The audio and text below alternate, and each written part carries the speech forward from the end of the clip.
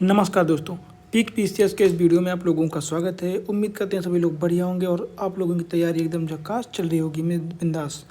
अगर बात करें तो जैसा कि आप लोगों को पता ही है कि हमारी सीरीज चल रही है इन्वायरमेंट की, ठीक है। इन्वायरमेंट की चल रही है जिसमें हम लोग क्या देख रहे हैं कि सबसे पहले अपना एनालिसिस तो कर ही चुके हैं, जिसमें प्रीवियस ईयर क्वेश्चंस देखते हैं, फिर उसके आधार पे हम अपना कंटेंट देखते हैं कि क्या क्या हमको इम्पोर्टेंटली पढ़ना है, ठीक है, कि उसके अलावा बाकी चीज़ें क्या छोड़ देनी है। जिसमें हमारा कल का लेक्चर था जिसमें हमने क्या देखा था, अपना पहला जो है लेसन देख लिया था, है ना, पारिस्थितिकी तंत्र। अब हमारा दूसरा टॉपिक हो जाएगा जैव विविधता, बायोडाइवर्सिटी, ठीक है। अगर बात करें इसके डिटेल सिलेबस की कि जैव विविधता का जो है डिटेल सिलेबस क्या होगा, तो ये रहा, ठीक है। इसमें ये सारी चीज़ें पूछी जाती हैं और इसमें भी सबसे ज़्यादा इम्पोर्टेंट है कि जैव विविधता ह्रास के क्या क्या कारण होते हैं, संरक्षण में एक्स सिटू इन सिटू, राष्ट्रीय उद्यान, वन्यजीव अभयारण्य, जैव मंडलीय आरक्षित क्षेत्र, ठीक है। फिर जैव विविधता के संरक्षण के लिए कानूनी उपाय कौन कौन से किए गए हैं और IUCN का क्या वर्गीकरण है। फिर आक्रामक विदेशी जो प्रजातियां पाई जाती हैं उनके बारे में। तो जैव विविधता में सिर्फ हमको इतने चीज़ पढ़ने हैं, कौन कौन से, एक टॉपिक, 2, 3, 4, 5 और 6, ठीक है। और ये 6 टॉपिक से आपके 2 क्वेश्चन पक्के हैं, 2 प्रश्न तो पक्के हैं, ठीक है। तो इतना तो समझ चुके हैं आप लोग। अब हम लोग देखेंगे जैव विविधता में एक एक करके अपना टॉपिक, ठीक है। तो सबसे पहले इसमें हम देखेंगे कि किस प्रकार के जो हैं प्रश्न आते हैं या किस प्रकार के प्रीवियस ईयर क्वेश्चंस आए हैं, ठीक है। तो देख लेते हैं कि क्या पूछा गया पहले में कि काबुल लामजाओ राष्ट्रीय उद्यान निम्नलिखित में से किस झील के पास अवस्थित है। अगर आपको ये पता हो जाएगा कि कौन सी झील कहाँ पे किस राज्य में है तो आपको पता चल जाएगा कि ये राष्ट्रीय उद्यान किस झील के पास है। अगर बात करें डल झील तो ये जम्मू कश्मीर की हो जाएगी, कोलेरू झील आंध्र प्रदेश की हो जाएगी, उलर झील भी जम्मू कश्मीर की हो जाएगी, पर लोकटक झील कहाँ की हो जाएगी, तो ये मणिपुर की हो जाएगी। कहाँ के, मणिपुर। तो ये राष्ट्रीय उद्यान कहाँ पे हो जाएगा, मणिपुर के पास हो जाएगा, ठीक है। अगला, निम्नलिखित में से किसे भारत में जैव विविधता हॉटस्पॉट के रूप में जाना गया है। तो ये अब आगे हम लोग कंटेंट में देखेंगे कि भारतीय क्षेत्र से संबंधित कितने 4 जैव विविधता हॉटस्पॉट हैं, ठीक है। उन्हीं में से पश्चिमी घाट हो जाएगा, बाकी ये नहीं होंगे। फिर अगला क्वेश्चन क्या है कि दाचिगम राष्ट्रीय उद्यान जो कि कहाँ पे है, जम्मू कश्मीर में, इसमें किससे संबंधित है, गोल्डन ओरियल, हंगुल या कश्मीरी स्टैग, कस्तूरी मृग, या ये हो जाएगा।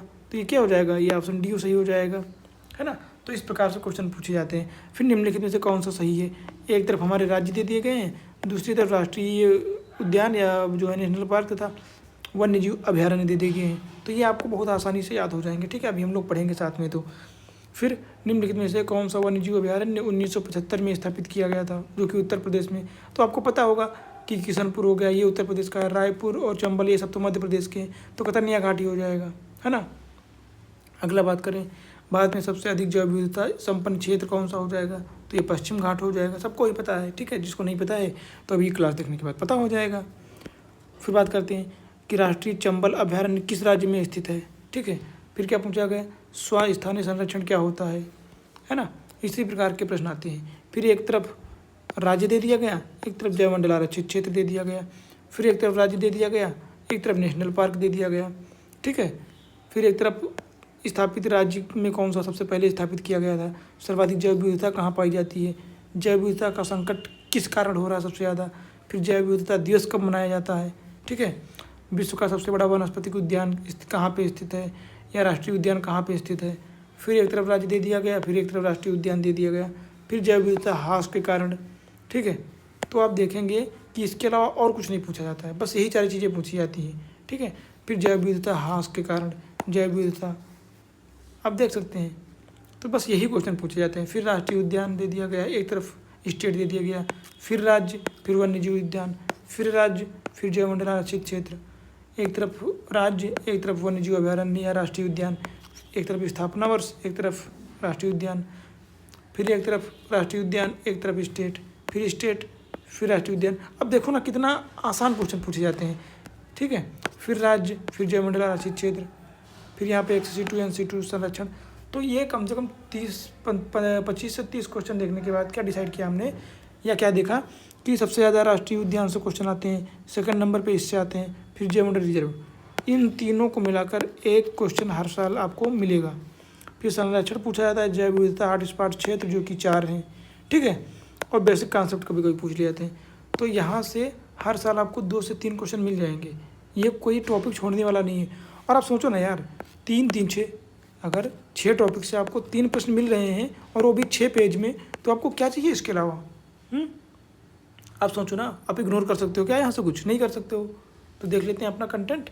बाकी उम्मीद करते हैं वीडियो आपको लोग अच्छी ही लगेगी, क्योंकि कंटेंट जो है वो आपके टू द पॉइंट है। कैसा है? टू द पॉइंट है। इसमें ऐसा नहीं है कि मैंने आपको 50 पेज का कंटेंट दिया और बोला यहाँ से 3 क्वेश्चन आएंगे। नहीं, मैं आपको 6 पेज का कंटेंट दे रहा हूँ और 6 पेज से बोल रहा हूँ 3 क्वेश्चन आपके हर साल आएंगे। अगर अभी आप इसको इग्नोर कर रहे हो या पढ़ने में आपको लगता नहीं ये काम की चीज़ नहीं है, तो फिर आप समझ सकते हो मैं क्या ही बोलूँगा। ठीक है, तो यहाँ पे हम लोग सबसे पहले अपने स्टार्ट करेंगे नेशनल पार्क से। ठीक है, ये क्या हो जाएंगे हमारे इम्पोर्टेंट नेशनल पार्क्स। ठीक है, अगर बात करें नेशनल पार्क की, कौन कौन से स्टेट में कौन कौन से हैं, तो हम लोग देख लेते हैं। सबसे पहले स्टार्ट करें लद्दाख से। ठीक है, तो हेमिस राष्ट्रीय उद्यान, कौन सा? हेमिस। तो हमारा हेमिस राष्ट्रीय उद्यान लद्दाख में हो जाएगा।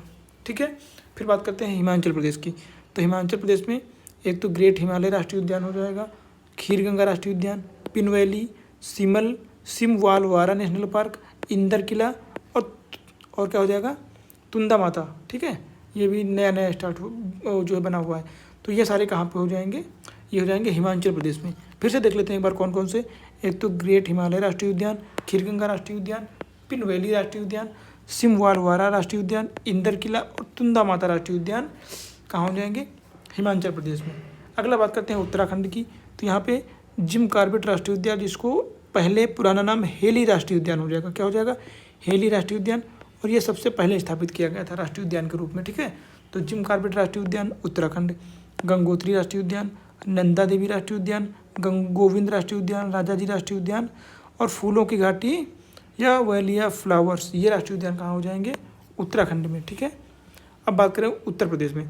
तो उत्तर प्रदेश में पहले तो एक ही था दुधवा राष्ट्रीय उद्यान, पर अभी 2-3 सालों में और 2 बढ़ गए हैं। कौन कौन से? सबसे पहले दुधवा राष्ट्रीय उद्यान, कतरनिया घाट राष्ट्रीय उद्यान और पीलीभीत राष्ट्रीय उद्यान, ये तीनों उत्तर प्रदेश में हो जाते हैं। ठीक है, बिहार में एक राष्ट्रीय उद्यान हो जाएगा जिसका नाम है वाल्मीकि राष्ट्रीय उद्यान। ठीक है, सिक्किम की बात करें तो सिक्किम में अपना हो जाएगा कंचनजंगा नेशनल पार्क। कौन सा? Kanchenjunga national park. ठीक है, अब बात करते हैं अरुणाचल प्रदेश। ठीक है, अरुणाचल प्रदेश में एक तो माउलिंग राष्ट्रीय उद्यान हो जाएगा, दूसरा नामदफा राष्ट्रीय उद्यान। ठीक है, तो माउलिंग और नामदफा राष्ट्रीय उद्यान अरुणाचल प्रदेश में हो जाएंगे। बात करें असम की, तो असम में थोड़े से ज़्यादा हैं। कितने? 6 राष्ट्रीय उद्यान हैं। कौन कौन से? राजीव गांधी जी को रानी राष्ट्रीय उद्यान बोलते हैं, काजीरंगा राष्ट्रीय उद्यान, मानस राष्ट्रीय उद्यान, नामेरी राष्ट्रीय उद्यान, ओरांग राष्ट्रीय उद्यान और डिब्रू सैखोवा राष्ट्रीय उद्यान। ठीक है, ये राष्ट्रीय उद्यान कहाँ हो जाएंगे? असम में। तो राजीव गांधी, काजीरंगा, मानस, नामेरी, डिब्रू सैखोवा और ओरांग, ये राष्ट्रीय उद्यान असम के हो जाएंगे। ठीक है, इटांकी राष्ट्रीय उद्यान की बात करें तो ये नागालैंड से हो जाएगा। कहाँ से? इटांकी राष्ट्रीय उद्यान नागालैंड। बालफक्रम या नोकरेक, ये नोकरेक पूछा भी गया है। ठीक है, यूपीपीसीएस में। तो बालफक्रम और नोकरेक राष्ट्रीय उद्यान कहाँ के हो जाएंगे? ये असम मेघालय के हो जाएंगे। ठीक है, बालफक्रम, नोकरेक, मेघालय। वहाँ पर नोकरेक पहाड़ी भी है मेघालय में। ठीक है, बात करते हैं मणिपुर। मणिपुर का भी देखा था आपने कि कैबुल लामजाओ राष्ट्रीय उद्यान कहाँ पे स्थित है, तो ये मणिपुर का हो जाएगा, काबुल लामजाओ राष्ट्रीय उद्यान। बात करते हैं त्रिपुरा की। तो त्रिपुरा में हो जाएगा क्लाउडेड लेपर्ड राष्ट्रीय उद्यान। क्या हो जाएगा? क्लाउडेड लेपर्ड राष्ट्रीय उद्यान त्रिपुरा। मिजोरम की बात करें, मिजोरम तो हो जाएगा मुरलेन, फावंगपुई और ब्लू माउंटेन राष्ट्रीय उद्यान। कौन कौन से हो जाएंगे? एक तो मुरलेन हो जाएगा, फावंगपुई हो जाएगा और ब्लू माउंटेन हो जाएगा। ये राष्ट्रीय उद्यान कहाँ के हो जाएंगे? मिजोरम के हो जाएंगे। ठीक है, अगला बात करते हैं अपना झारखंड। तो झारखंड में 2 राष्ट्रीय उद्यान हो जाएंगे, एक तो बेतला राष्ट्रीय उद्यान, पलामू राष्ट्रीय उद्यान। कौन कौन से? बेतला राष्ट्रीय उद्यान, पलामू राष्ट्रीय उद्यान। ठीक है, अब बात करते हैं वेस्ट बंगाल की। पश्चिम बंगाल में एक तो सुंदरवन पश्चिम बंगाल में हो जाएगा नेशनल पार्क, जल्दापारा राष्ट्रीय उद्यान, न्यूरा वैली राष्ट्रीय उद्यान, गौरूमारा राष्ट्रीय उद्यान, सिंगलीला और बुक्सा राष्ट्रीय उद्यान। ये कहाँ के हो जाएंगे? पश्चिम बंगाल के। सुंदरवन, जल्दापाड़ा, न्यूरा वैली, गौरूमारा, सिंगलीला और बुक्सा, ये हो जाएंगे पश्चिम बंगाल की। ठीक है, अगला बात करें छत्तीसगढ़। छत्तीसगढ़ हमारा यहाँ पे हो जाएगा। तो छत्तीसगढ़ से कौन कौन से हो जाएंगे? एक तो इंद्रावती राष्ट्रीय उद्यान हो जाएगा, कांगेर घाटी राष्ट्रीय उद्यान, और गुरु घासीदास जिसको संजय गांधी या संजय राष्ट्रीय उद्यान बोलते हैं, ठीक है। तो ये छत्तीसगढ़ में हो जाएंगे, इंद्रावती, कांगेर घाटी, गुरु घासीदास या संजय, ठीक है। 2 राष्ट्रीय उद्यान यहाँ अपने उड़ीसा में हो जाएंगे, एक तो भितरकनिका राष्ट्रीय उद्यान, दूसरा सिमलीपाल राष्ट्रीय उद्यान। कौन कौन से? भितरकनिका राष्ट्रीय उद्यान और सिमलीपाल राष्ट्रीय उद्यान, ठीक है। बात करते हैं तेलंगाना में 2 हो जाएंगे, कुसु ब्रह्मानंद रेड्डी राष्ट्रीय उद्यान और मंजीराल या मंजीराला, ये 2 राष्ट्रीय उद्यान कहाँ हो जाएंगे? अपने तेलंगाना में हो जाएंगे, ठीक है। अगर बात करते हैं आंध्र प्रदेश में, तो आंध्र प्रदेश में जी वेंकटेश्वर राष्ट्रीय उद्यान, महावीर हरीना वन स्थली, ये भी आंध्र प्रदेश में हो जाएगा, पापीकोंडा राष्ट्रीय उद्यान और राजीव गांधी जिसको रामेश्वरम राष्ट्रीय उद्यान भी बोलते हैं, ये 4 हो जाएंगे आंध्र प्रदेश में, ठीक है। अब आता है अपना तमिलनाडु, यहाँ पे भी 5-6 हैं। एक तो मुदुमलाई राष्ट्रीय उद्यान, कौन सा?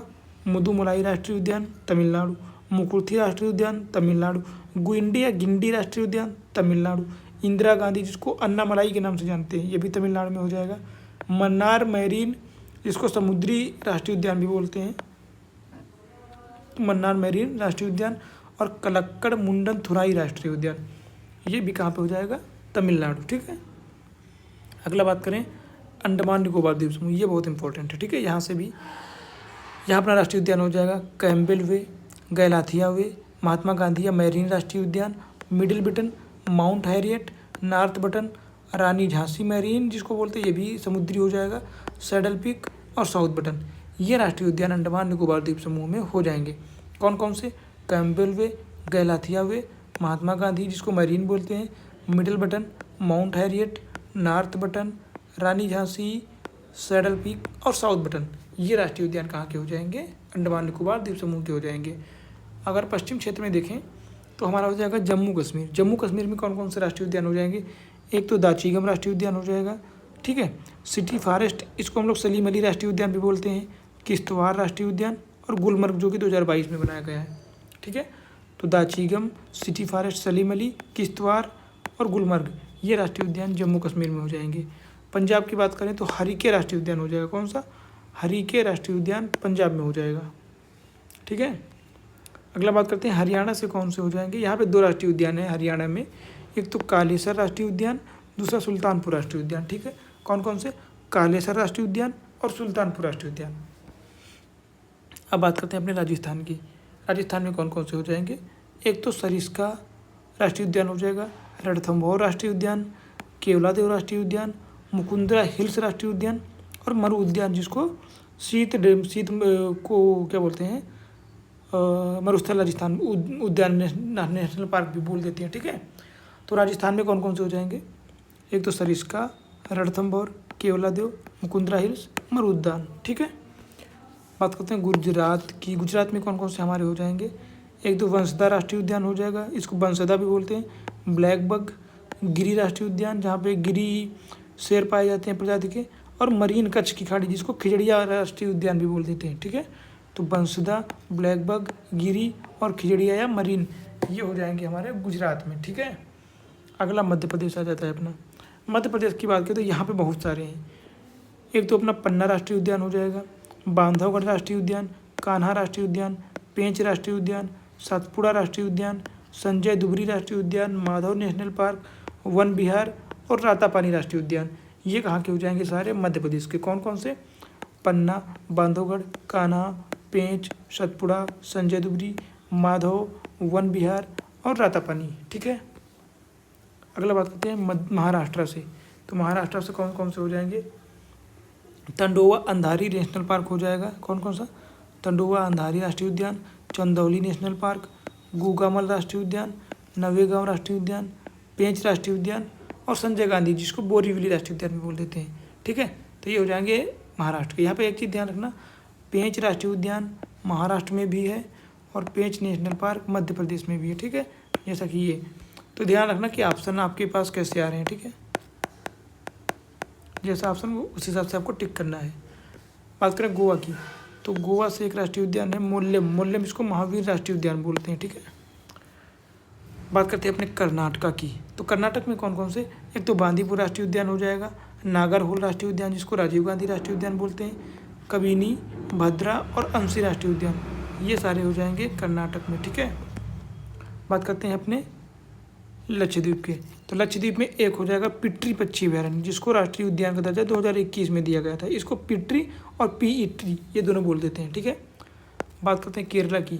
तो केरला में पेरियार राष्ट्रीय उद्यान, एराविकुलम राष्ट्रीय उद्यान, मथिकेडरम राष्ट्रीय उद्यान जिसको मसिकोदम शोला, साइलेंट वैली, नैयार और अन्नामलाई जिसको इंदिरा गांधी राष्ट्रीय उद्यान बोलते हैं। ठीक है, तो ये हो जाएंगे हमारे केरला से। तो जैसा कि आप लोग देख सकते हैं, इस प्रकार से हमने हमारे सारे जितने राष्ट्रीय उद्यान थे, ठीक है, इंडिया के जितने राष्ट्रीय उद्यान थे ये सारे हमने कंप्लीट कर लिया है। ठीक है, तो अगला टॉपिक हमारा क्या होगा, अगला हम लोग क्या देखेंगे, वन्य जीव अभयारण्य। अब हम इस वीडियो में देखो अगले टॉपिक के रूप में वन्य जीव अभयारण्य देखते हैं। ठीक है, तो देख लेते हैं भारत में कौन कौन से वन्य जीव अभयारण्य जो है स्थापित किए गए हैं। ठीक है, वन्य जीव अभयारण्य भी बहुत ज़्यादा है, बहुत सारे, तो हम लोग स्टेट वाइज देखेंगे एक एक करके। ठीक है, अगर बात करें लद्दाख की, तो लद्दाख में 2 वन्य जीव अभयारण्य हो जाएंगे। कौन कौन से, एक तो चांगथांग वाइल्ड लाइफ सेंचुरी और हो जाएगा शीत मरुस्थल। ठीक है, कौन कौन सा, चांगथांग और शीत मरुस्थल, ये दोनों वन्य जीव अभयारण्य लद्दाख में हो जाएंगे। अगला बात करते हैं हिमाचल प्रदेश में हमारे, तो चंद्रताल, पोंग डैम झील और रेणुका, ये वन्य जीव अभयारण्य कहाँ हो जाएंगे, हिमाचल प्रदेश में। चंद्रताल, पोंग डैम झील और रेणुका हिमाचल प्रदेश। केदारनाथ वन्य जीव अभयारण्य कहाँ हो जाएगा, उत्तराखंड में हो जाएगा। उत्तर प्रदेश में बात करें तो यहाँ पे बहुत सारे हैं। ठीक है, एक तो बखीरा वन्य जीव अभयारण्य, कैमूर वन्य जीव अभयारण्य, महावीर स्वामी राष्ट्रीय चंबल, ओखला या पटना, चंद्रप्रभा जो कि चंदौली में है, कछुआ, किशनपुर, लाख बहोसी, इतने वन्य जीव अभयारण्य जो हैं ये यूपी में हो जाएंगे। ठीक है, अगला बात करते हैं सिक्किम में। सिक्किम में कौन से हो जाएंगे, किताम और पांगोलखा, कौन कौन से, किताम, पांगोलखा, ये वन्य जीव अभयारण्य अपने सिक्किम में हो जाएंगे। बात करते हैं अरुणाचल प्रदेश के, तो पखुई और सेसा आर्किड, कौन कौन से, पखुई वन्य जीव अभयारण्य, सेसा आर्किड वन्य जीव अभयारण्य, ये दोनों अरुणाचल प्रदेश में हो जाएंगे। दीपोर बुइल वन्य जीव अभयारण्य, पूर्वी कार्बी एंगलोंग जिसको लाखोवा भी बोल देते हैं, तो ये कहाँ हो जाएंगे दोनों, असम में। ठीक है, फाकिम वन्य जीव अभयारण्य नागालैंड में हो जाएगा।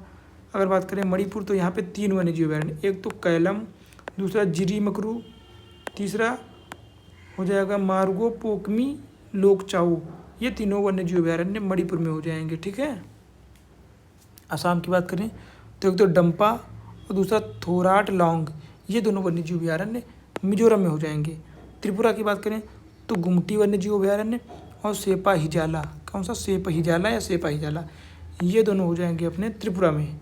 ठीक है, अगर मेघालय की बात करें तो ये मेघालय के हो जाएंगे, एक तो सिजू वन्य जीव अभयारण्य, नोंग, खैलेम और बाघमारा जिसको पिचर प्लांट बोलते हैं, ये तीनों वन्य जीव अभयारण्य कहाँ हो जाएंगे, अपने मेघालय में हो जाएंगे। ठीक है, अगला बात करते हैं झारखंड में। तो झारखंड में एक तो अपना पारसनाथ हो जाएगा, डालमा, गौतम बुद्ध, हजारीबाग, पलामू और तोपचंची, ये वन्य जीव अभयारण्य झारखंड के हो जाएंगे। ठीक है, पश्चिम बंगाल की बात करें तो चपरामारी और बल्लभपुर, कौन कौन से, चपरामारी और बल्लभपुर, ये हमारे हो जाएंगे पश्चिम बंगाल के। ठीक है, अगर बात करते हैं उड़ीसा की, तो उड़ीसा में कौन कौन से हो जाएंगे, एक तो हो जाएगा अपना सिमलीपाल, सतकोसिया गार्ज, भितरकनिका, चिल्का वन्य जीव अभयारण्य, गहिर माथा और नंदनकानन, ये सारे वन्य जीव अभयारण्य जो हो जाएंगे ये उड़ीसा में हो जाएंगे। कौन कौन से, सिमलीपाल, सतकोसिया गार्ज, भितरकनिका, चिल्का, गहिर माथा, नंदनकानन। ठीक है, अगला बात करते हैं छत्तीसगढ़ के, तो अचानकमार, अमरकंटक और सीता नदी, तो अचानकमार और सीता नदी ये दोनों वन्य जीव अभयारण्य कहाँ के हो जाएंगे, छत्तीसगढ़। ठीक है, बात करते हैं अगर तेलंगाना के, तो यहाँ पे कौन कौन से हो जाएंगे, एक तो हमारा नागार्जुन सागर हो जाएगा, प्राणहिता और किन्नेर सानी। ठीक है, नागार्जुन सागर, प्राणहिता, किन्नेर सानी, ये तीनों वन्य जीव अभयारण्य कहाँ के हो जाएंगे, तेलंगाना के हो जाएंगे। अगर बात करें आंध्र प्रदेश में, तो यहाँ पे कोरिंगा, कोलेरू, पुलिकट, नागार्जुन सागर जिसको हम लोग क्या बोलते हैं, श्रीशैलम। ठीक है, तो ये तीनों वन्य जीव अभयारण्य चारों आंध्र प्रदेश के हो जाएंगे। ठीक है, हालांकि ये आंध्र प्रदेश और तेलंगाना दोनों जगह पर पाया जाता है। ठीक है, अगर तमिलनाडु की बात करें तो कोडाई कनाल, पॉइंट कैलीमर, पुलिकट झील सत्यमंगलम, कलक्कड़, वेदांतगल, वेल्लानाडु और मधुमलाई, ये वन्यजीव अभयारण्य सारे तमिलनाडु के हो जाएंगे। कौन कौन से? कोडाई कनाल वन्यजीव अभयारण्य, पॉइंट कैलीमर वन्यजीव अभयारण्य, पुलिकट झील वन्यजीव अभयारण्य, सत्यमंगलम, कलक्कड़ मुंडनथुराई, वेदांतगल, वेल्लानाडु और मधुमलाई, ये सारे हो जाएंगे। ठीक है। अगर बात करें अंडमान निकोबार द्वीप समूह में, तो सबसे ज़्यादा यहाँ पे हो जाएंगे 96 वन्यजीव अभयारण्य केवल अंडमान निकोबार द्वीप समूह में है। पर सबसे इंपॉर्टेंट एक तो टर्टल द्वीप हो जाएगा, दूसरा बैरन द्वीप वन्यजीव अभयारण्य। ठीक है, ये दोनों हो जाएंगे। अब हम लोग देख लेते हैं अपने पश्चिम क्षेत्र में। जम्मू कश्मीर की बात करें तो यहाँ पे होकेरसर वन्यजीव अभयारण्य, सुरिनसर मानसर वन्यजीव अभयारण्य और इंदिरा प्रियदर्शनी, ये तो दिल्ली में हो जाएगा। ठीक है, तो ये दोनों कहाँ पे हो जाएंगे? दोनों होकेरसर और सुरिनसर मानसर जम्मू कश्मीर। बात करें असोला भट्टी वन्यजीव अभयारण्य, जिसको इंदिरा प्रियदर्शनी भी बोलते हैं, तो ये दिल्ली से संबंधित है, थोड़ा सा इंपॉर्टेंट हो जाता है ये। ठीक है। हरियाणा की बात करें तो यहाँ पे दो हो जाएंगे, एक तो कालेसर और नाहर वन्यजीव अभयारण्य, कहाँ हो जाएंगे? हरियाणा। बात करते हैं राजस्थान में, यहाँ पे माउंट आबू वन्यजीव अभयारण्य, जो कि कहाँ हो जाएगा? राजस्थान में। सरिस्का वन्यजीव अभयारण्य, जवाहर सागर वन्यजीव अभयारण्य, राष्ट्रीय चंबल वन्यजीव अभयारण्य और वन विहार वन्यजीव अभयारण्य, ये हो जाएंगे राजस्थान के। ठीक है। गुजरात की बात करें तो गुजरात में कौन कौन से हो जाएंगे? एक तो अपना हो जाएगा कच्छ की खाड़ी, जिसको समुद्री वन्यजीव अभयारण्य भी बोल देते हैं। गिर एशियाई शेरों के लिए है, तो ये गिर वन्यजीव अभयारण्य हो जाएगा। नल सरोवर, नारायण सरोवर, पूर्णा और जंगली गधा वन्यजीव अभयारण्य, ये सारे हो जाएंगे हमारे राजस्थान में। ठीक है। बात करते हैं मध्य प्रदेश की, तो मध्य प्रदेश में कौन कौन से हो जाएंगे?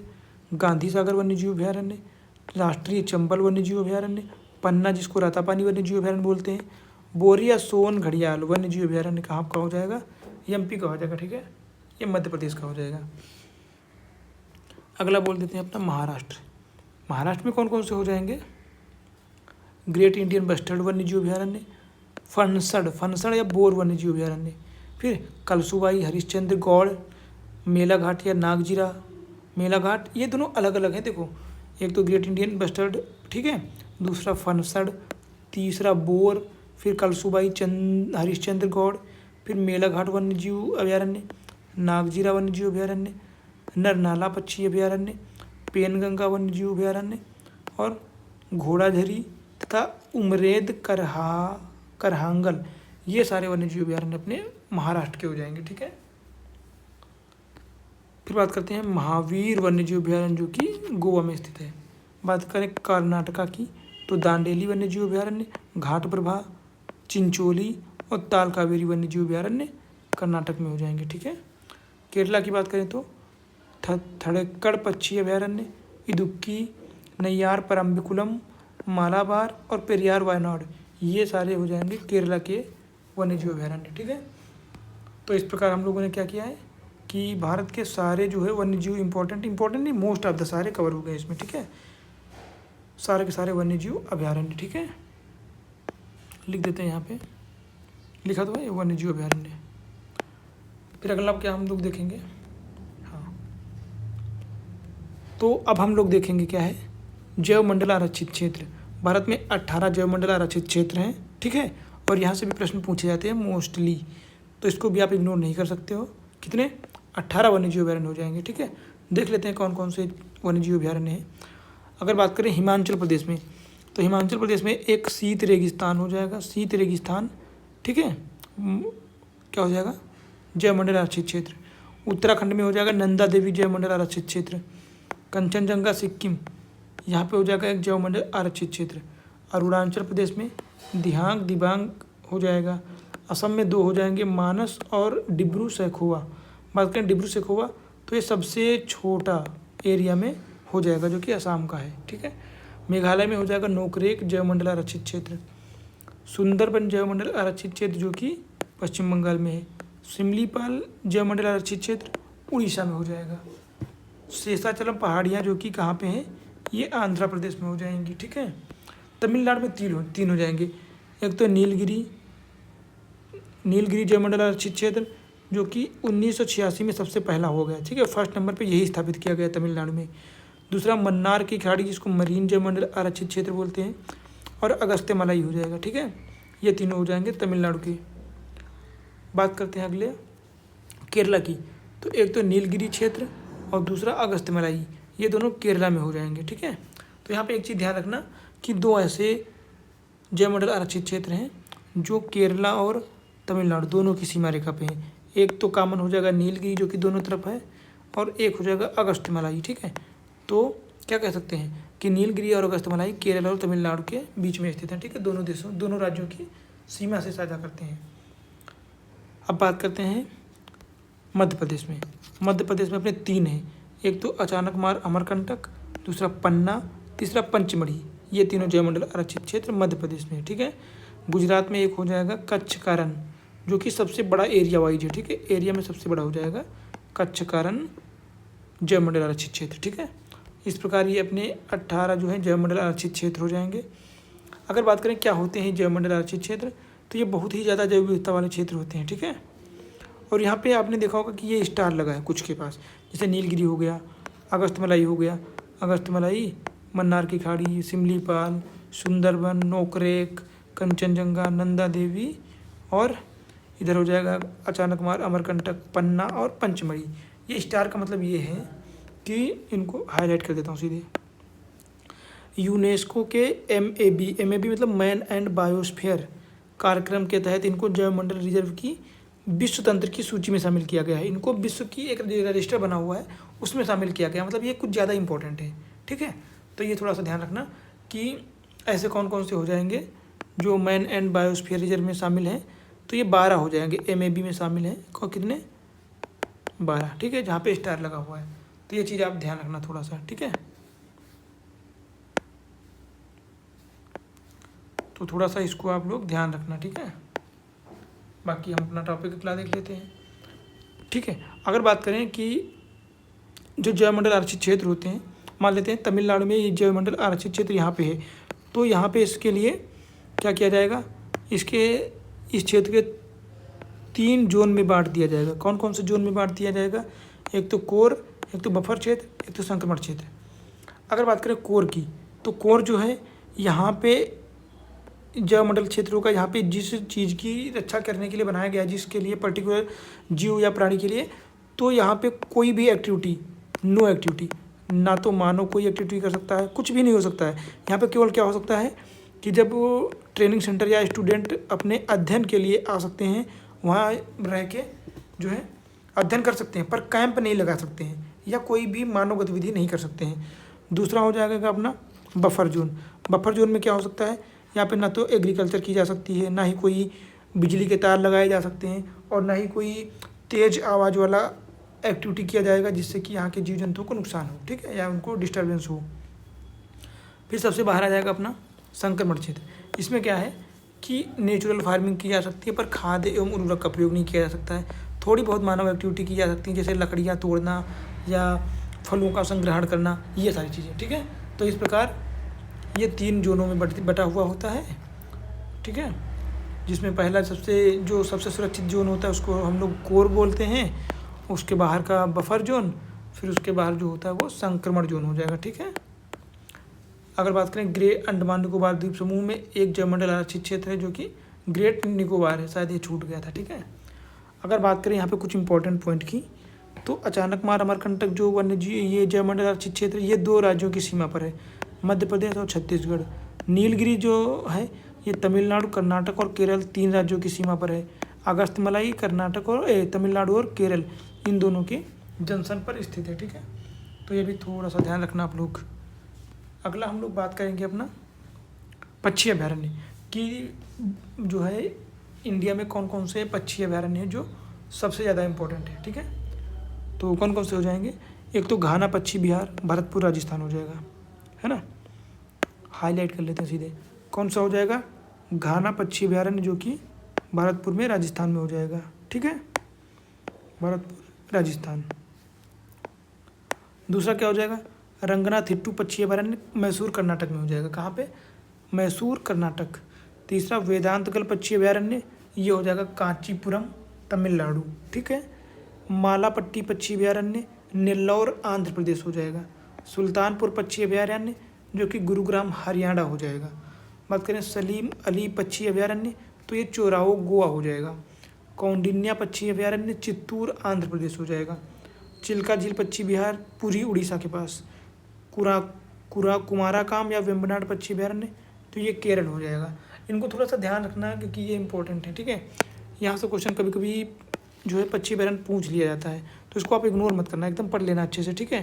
क्योंकि इस नोट में मैंने जो दिया है आपको वो एकदम मस्ट इंपॉर्टेंट चीज़ें हैं, कुछ भी इग्नोर करने वाला नहीं है कि आप इसको छोड़ दो या इसको छोड़ दो। इसमें ऐसा कुछ है ही नहीं कि छोड़ दिया जाए, छोड़ने वाला मैंने ऑलरेडी छोड़ दिया है, ठीक है। कुछ फैक्टों की बात करें तो एक भारत में वर्तमान में 106 राष्ट्रीय उद्यान हैं और वन्य जीव अभयारण्य की संख्या 567 है। संरक्षण रिजर्व 105 हो जाएंगे। सामुदायिक रिजर्व जो हैं 220 हो जाएंगे। और अगर बात करें टोटल इंडिया का टोटल जो है एरिया 5.28, ठीक है, 5.28% जो है इन चीज़ों से राष्ट्रीय उद्यान, वन्य जीव अभयारण्य, संरक्षण रिजर्व और सामुदायिक वन इनसे कवर है, ठीक है। फिर IUCN की लिस्ट देख लेते हैं, ठीक है। एक IUCN इसको बोलते हैं international union of conservation and nature, ठीक है। तो ये अपनी एक लिस्ट जारी करता है जिसका वर्गीकरण 9 आधारों पर किया गया है। इसमें ये विश्व में जितने भी जानवर पशु पक्षी हैं उनकी लिस्ट जारी करता है और सभी को जो है 9 भागों में बांट देता है। 1 2 3 4 5 6 7 8 और ये 9 भागों में डिवाइड कर देता है। कौन कौन से? EX EW CR EN UV, ठीक है, VU NT list concern DD और NE। अब इनका कैसे वर्गीकरण किया गया है कि, है ना, सबसे पहले EX की बात करते हैं।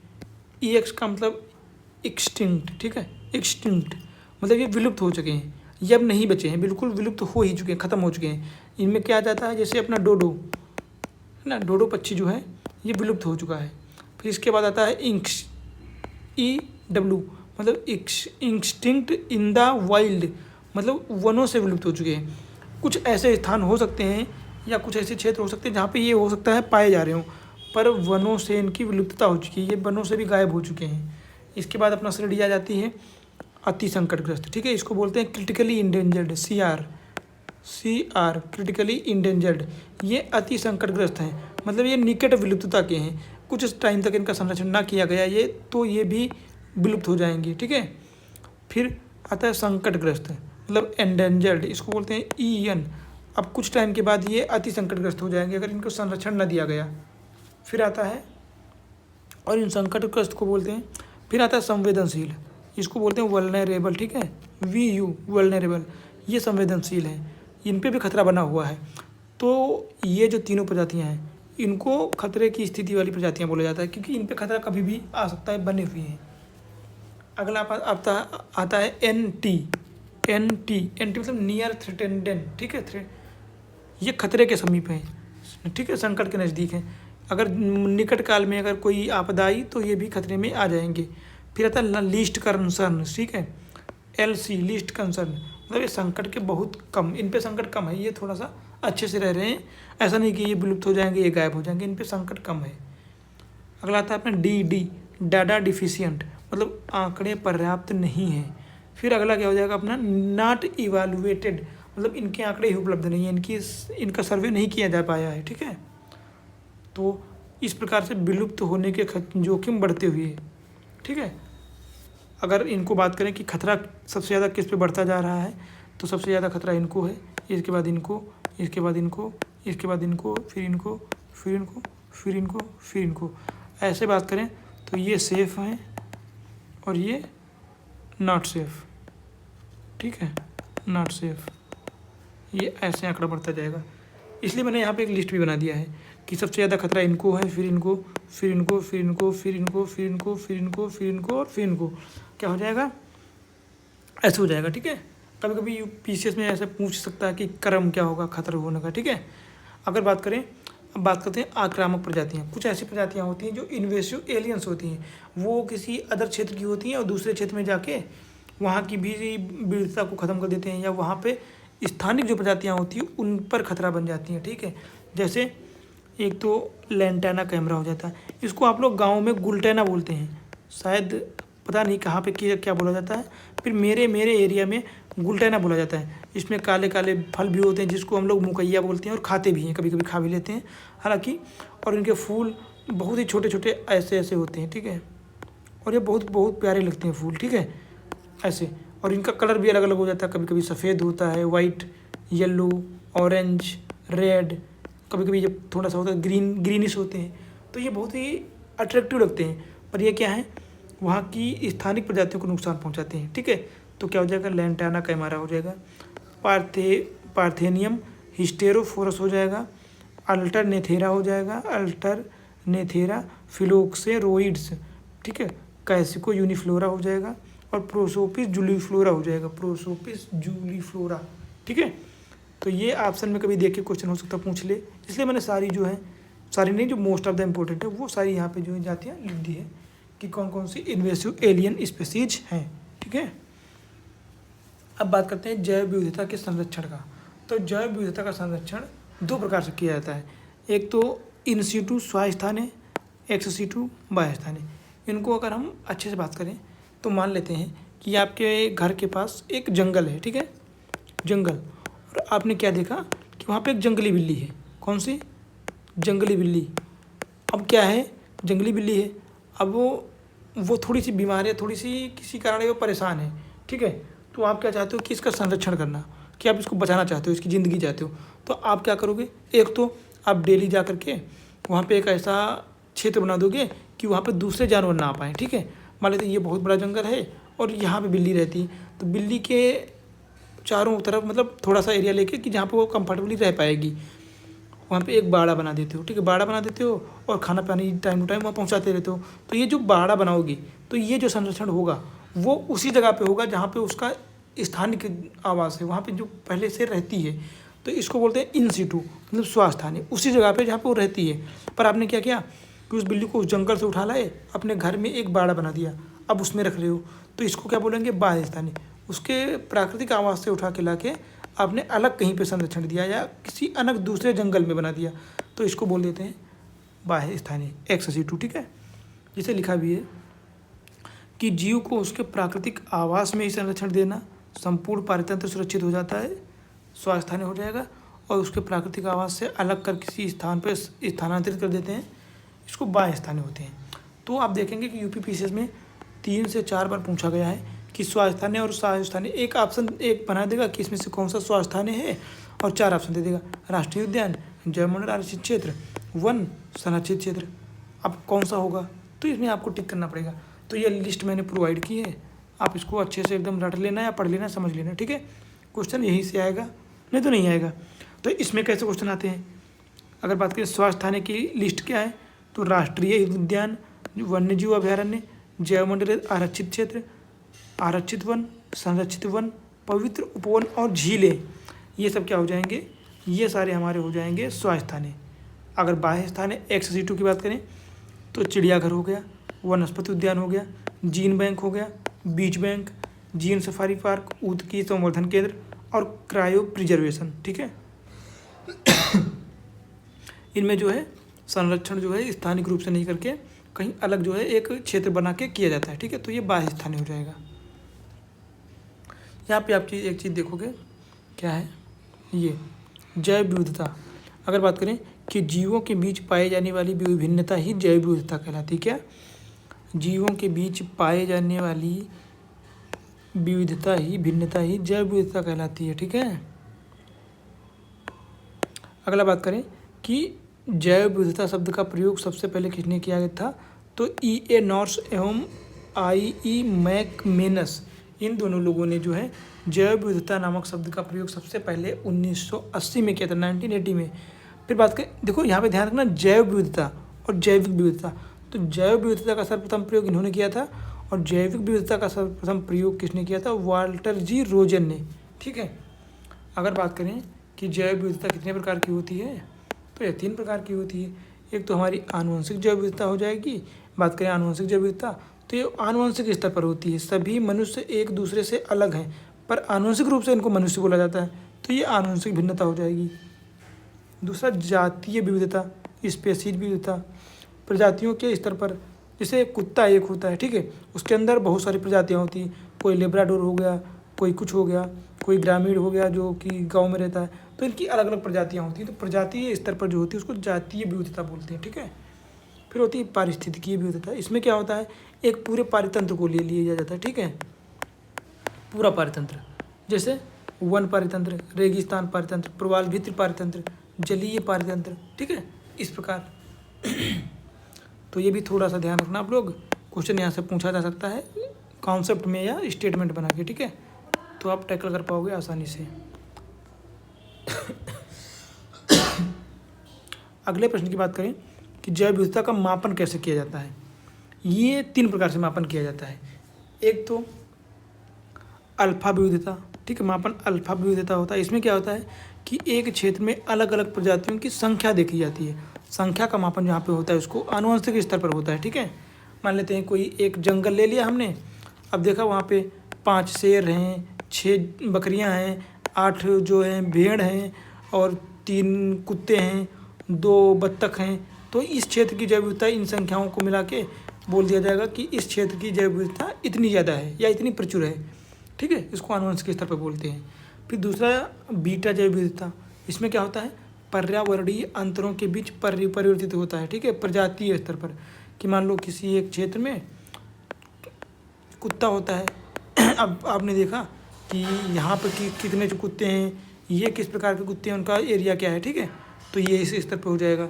फिर गामा विविधता की बात करें तो ये अलग अलग पारितंत्रों में मौजूद संपूर्ण विविधता को दिखता है, ठीक है। अलग अलग पारितंत्र में से जैसे जल पारितंत्र हो गया, मान लेते हैं कि एक ये हमारा क्षेत्र है, अब यहाँ पे ये झील हो गई, ठीक है, झील, और इधर मरुस्थल हो गया, इधर मरुस्थल हो गया, और इधर क्या हो गया, दलदल मान लेते हैं, दलदल, ठीक है। अब क्या हो गया, यहाँ पे 3 पारितंत्र हो गए, और इधर मान लेते हैं कि क्या हो गया, घास का मैदान हो गया, ये घास का मैदान, तो यहाँ पे 4 पारितंत्र हैं। अब इनमें कंपेयर किया जाएगा कि झील में मान लो 5 जैव विविधता है, इनकी 7 है, इनकी 2 है और इनकी 8 है, तो सबसे ज़्यादा जैव विविधता इनकी हो गई, और इनको सबको शामिल करके जो जैव विविधता निकाली जाती है ये हो जाती है कंपेयर करने के बाद गामा जैव विविधता, ठीक है। आपने देखा होगा कि कम से कम 5 से 6 बार ये क्वेश्चन पूछा गया होगा, कब ऑप्शन चेंज कर दिया जाता है, क्वेश्चन चेंज रहता है कि जैव विविधता ह्रास का मुख्य कारण क्या है।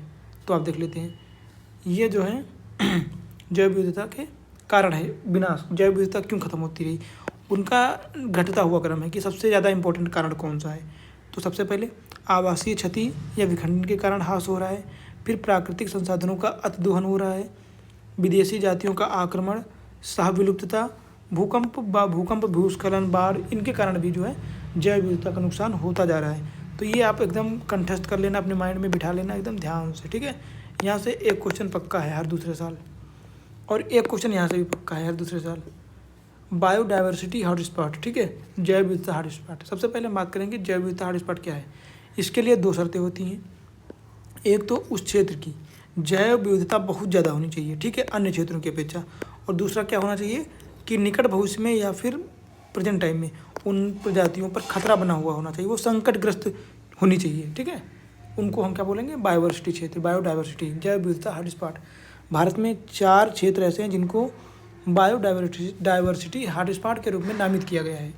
कौन कौन से, एक तो अपना हिमालय क्षेत्र हो जाएगा जिसमें जम्मू कश्मीर, उत्तराखंड, हिमाचल प्रदेश, सिक्किम ये क्षेत्र शामिल है। दूसरा पश्चिमी घाट, इसमें क्या हो जाएगा, महाराष्ट्र, गोवा, कर्नाटक, केरल और तमिलनाडु क्षेत्र आ जाते हैं, ठीक है। इंडो बर्मा क्षेत्र की बात करें तो ये नॉर्थ ईस्ट में हो जाएगा, जैसे नॉर्थ ईस्ट में अरुणाचल प्रदेश, असम, मेघालय, त्रिपुरा, मिजोरम, नागालैंड, ये सब। सुंडालैंड ये अंडमान निकोबार द्वीप समूह से होते हुए सुमात्रा, जावा, बाली, ठीक है, ये क्षेत्र हो जाएगा। तो ये चारों आप रट लेना एकदम, और उनके ये क्षेत्र भी याद कर लेना कौन सा है। तो अपने 4 बायोडाइवर्सिटी क्षेत्र हैं जो भारतीय क्षेत्र के आसपास है, भारतीय क्षेत्र से संबंधित हैं, ठीक है। तो इस प्रकार क्या है अपना ये जैव विविधता टॉपिक भी समाप्त हो जाता है, ठीक है, जैव विविधता। और आपने देखा कि यहाँ पे सारे इम्पोर्टेंट कॉन्सेप्ट हमने जो है देख लिए हैं। अब इसके अलावा ऐसा कोई कॉन्सेप्ट नहीं है जो कि इसके अलावा क्वेश्चन आए।